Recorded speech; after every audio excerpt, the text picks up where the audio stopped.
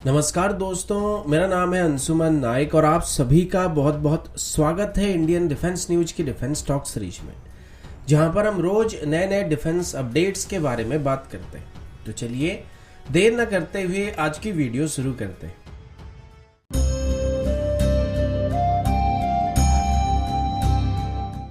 आज की पहली अपडेट तेजस MK2 की तरफ से। तेजस MK2 की बात करें तो ये इंडियन एयरफोर्स की future single engine medium weight category का फाइटर प्लेटफॉर्म का एक मेजर एयरक्राफ्ट होने वाला है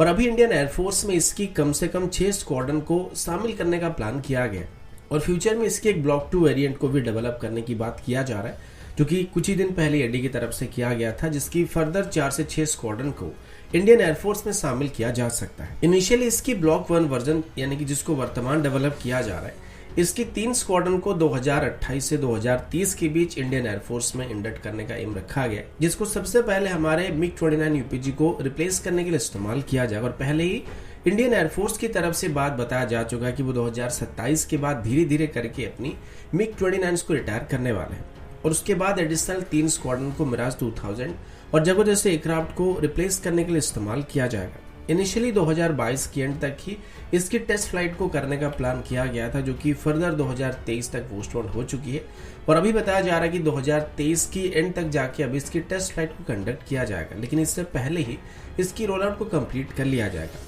पिछले साल तेजस MK2 की डिटेल डिजाइन को कंप्लीट करने के बाद इसे इंडियन एयरफोर्स की तरफ से अप्रूव कर दिया गया था और इसकी मेटल कटिंग को शुरू कर दिया गया था और उसके बाद अभी इसकी इनिशियल प्रोटोटाइप को भी असेंबल करना शुरू किया जा चुका है। लेकिन अभी तक स्पेशली तेजस MK2 को डेवलप करने के लिए जो फंड्स थे उसको एलोकेट नहीं किया गया और इनिशियली तेजस MK1 प्रोग्राम को बेस करके जो तेजस MK2 को बनाने का प्लान किया गया था, जो पुराना मॉडल था उसको बनाने के लिए जो फंड को पहले एलोकेट किया गया था, अभी तक उसी फंड का इस्तेमाल करके तेजस MK2 की पहली प्रोटोटाइप को तैयार किया जा रहा है। अब आप सब जानते होंगे कि पहले की जो तेजस MK2 का डिजाइन था वो वर्तमान के डिजाइन के मुकाबले काफी अलग है और इसके लिए अभी 10,000 करोड़ सैंक्शन करने की बात की गई थी, जिनको बेस करके इसकी प्रोटोटाइप्स को डेवलप किया जाएगा, लेकिन ये फंड अभी तक सैंक्शन नहीं हुआ था। लेकिन अभी बताया जा रहा है कि अगले हफ्ते या आने वाले 1 या 2 हफ्तों के अंदर एक हाई लेवल की कैबिनेट कमेटी की मीटिंग होने वाली, जिस दौरान इस फंड को सैंक्शन करने की बात किया जा रहा है।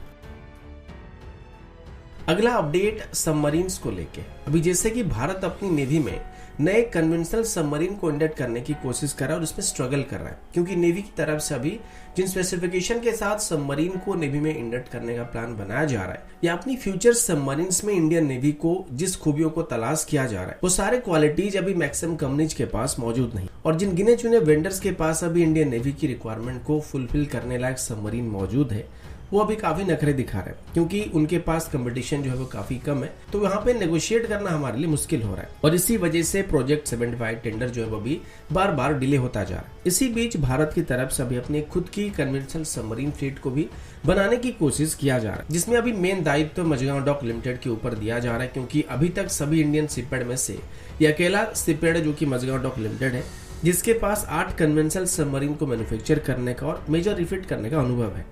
इसी वजह से अभी मझगांव डॉक लिमिटेड को हमारे फ्यूचर कन्वेंशनल सबमरीन फ्लीट को यानी कि अटैक सबमरीन फ्लीट को डेवलप करने के लिए जरूरी सब सिस्टम को डेवलप करने के लिए कहा जा रहा है, जिसमें pump jet propulsion system, AIP system, lithium ion battery pack जैसे और भी कई सारे क्रिटिकल सबमरीन टेक्नोलॉजी मौजूद है। अब इस प्रोजेक्ट का नाम प्रोजेक्ट 76 रखा जाएगा। अब ये बात तो पूरी तरीके से क्लियर नहीं हो पा रहा कि हमारी प्रोजेक्ट 75 कब तक फाइनल होगा, लेकिन प्रोजेक्ट 76 की बात करें तो इसको 2026 से शुरू करने का प्लान किया जा रहा है और अभी 2026 तक हमारी पहली इंडिजिनस कन्वेंशनल अटैक सबमरीन के डिजाइन को तैयार करने का प्लान किया जा रहा है, जिससे आने वाले 10 सालों के अंदर ही प्रोजेक्ट 76 के अंदर बनाने वाले सबमरीन को बनाना शुरू किया जा सकेगा और इसके अंदर total 12 conventional diesel electric submarine को बनाने का प्लान किया जा रहा है। अगला अपडेट लाइट कॉम्बैट हेलीकॉप्टर को लेके। आप सभी जानते होंगे कि अभी इनिशियली 15 लाइट कॉम्बैट हेलीकॉप्टर को इंडियन आर्मी में और इंडियन एयरफोर्स में शामिल करने का फैसला किया गया था। पहले से ही HAL की तरफ से बनाए गए कुछ प्रोटोटाइप्स को भी लद्दाख जैसे एरिया में ऑपरेट किया जा रहा है, लेकिन अभी फाइनली लिमिटेड सीरीज प्रोडक्शन के तौर पर ऑर्डर किए गए 15 लाइट कॉम्बैट हेलीकॉप्टर में से इंडियन एयरफोर्स को 10 हेलीकॉप्टर को डिलीवर किया जाने वाला है, जिनको ऑफिशियली इंडियन एयरफोर्स में भी शामिल किया जाएगा। ये इंडियन एयरफोर्स की पहली LCH की स्क्वाड्रन होने वाली, जो कि खास करके इंडियन एयरफोर्स की तरफ से अपनी फाउंडेशन डे के अवसर पर इंडक्ट करने का फैसला किया गया।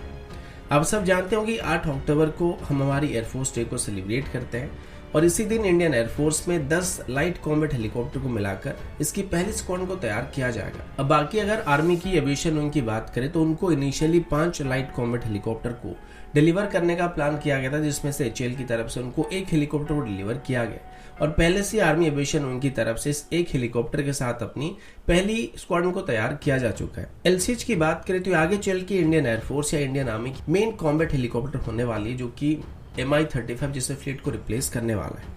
और कुल मिलाकर इसकी 65 यूनिट को इंडियन एयरफोर्स में इंडक्ट करने का प्लान किया गया है। और आर्मी एविएशन विंग की बात करें तो इसमें अभी इंडियन एयरफोर्स के मुकाबले रिलेटिवली ज्यादा लाइट कॉम्बैट हेलीकॉप्टर को शामिल किया जाएगा और आर्मी में अभी करीब 95 और एलसीएच को शामिल किया जाएगा। और जहां तक बात रही इंडियन एयरफोर्स की, तो बेंगलुरु में रहने वाले हमारे एक सब्सक्राइबर आशीष रंजन ने मुझे लाइट कॉम्बैट हेलीकॉप्टर कुछ वीडियोज को शेयर किया था, जिसमें इंडियन एयरफोर्स की पेंट स्कीम के साथ इस हेलीकॉप्टर को देखा गया था और उनके मुताबिक ये हेलीकॉप्टर रेगुलर बेसिस पर एचएएल के एयरपोर्ट के ऊपर चक्कर लगा रहा था। उस दिन भी वो पूछ रहे थे कि शायद यहाँ पर कोई एक्सरसाइज वगैरह चल रहा होगा, जिस वजह से रेगुलर बेसिस पर हेलीकॉप्टर वहाँ पे चक्कर लगा रहे थे और मैंने उनको ये बताया था कि शायद हो सकता है इन हेलीकॉप्टर की टेस्ट फ्लाइट अभी कंडक्ट किया जा रहा है, जिनके बाद इनको इंडियन एयरफोर्स को हैंडओवर किया जाएगा, क्योंकि जो पेंट स्कीम था वो इंडियन एयरफोर्स का था और ऐसे 10 हेलीकॉप्टर अभी इंडियन एयरफोर्स को डिलीवर होने वाले थे। तो शायद मेरा डाउट यहाँ पे सच था और अभी इन हेलीकॉप्टर को 8 अक्टूबर को इंडियन एयरफोर्स को हैंडओवर किया जाने वाला है, जिनको डिलीवर करने से पहले यहाँ पे टेस्ट किया जा रहा था। अगला अपडेट यूरोफाइटर टाइफून को लेके। एक दिन पहले इसको लेके एक अपडेट सामने आया था कि अभी यूरोफाइटर कंसोर्टियम की तरफ से ये क्लियरली दावा किया जा रहा है कि उनकी फाइटर जेट अभी इंडियन एयरफोर्स की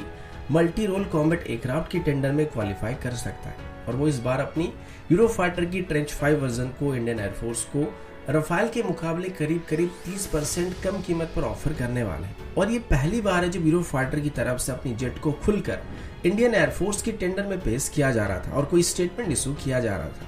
इसी बीच अभी ऑस्ट्रेलिया में होने वाली पिच ब्लैक एक्सरसाइज में जब रॉयल एयरफोर्स की टाइफून पार्टिसिपेट करने के लिए भेजे गए थे, तो वहां से वापस लौटते वक्त उनको भारत में एक स्टॉप लेने का फैसला किया जा रहा है। वैसे पहले भी जब ये ऑस्ट्रेलिया के लिए गश्त पर जा रहे थे तब भी उनको एक दिन के लिए भारत में रुकना पड़ा था, पर अपनी एयरक्राफ्ट को रिफिल करने के बाद और अपने पायलट्स को रेस्ट करने के बाद ही वापस अपनी यात्रा को कंटिन्यू कर रहे थे। पर इस बार जब वो भारत में स्टॉप लेंगे तो वो भारत के साथ एक बायलैटरल एक्सरसाइज को भी कंडक्ट करने वाले। वैसे ये एक ओकेजनल एक्सरसाइज होने वाली, लेकिन इसके पीछे यूरोफाइटर को इंडियन एयरफोर्स की मल्टी रोल कॉम्बैट एयरक्राफ्ट की टेंडर में पुश करने की टैक्टिक भी छुपा हो सकता है और इस दौरान यूरोफाइटर का एक डेमो भी इंडियन एयरफोर्स के ऑफिसर्स को दिया जा सकता है। अब जॉइंट ट्रेनिंग करेंगे, जाहिर सी बात है, तो इंडियन एयरफोर्स के पायलट को यूरोफाइटर के साथ फैमिलियर कराया जाएगा और डिसिमिलर एरियल एक्सरसाइज को भी कंडक्ट किया जा सकेगा। दोस्तों, अभी के लिए इतना ही। मिलता हूँ आपसे अगले वीडियो में, तब तक के लिए जय हिंद, वंदे मातरम।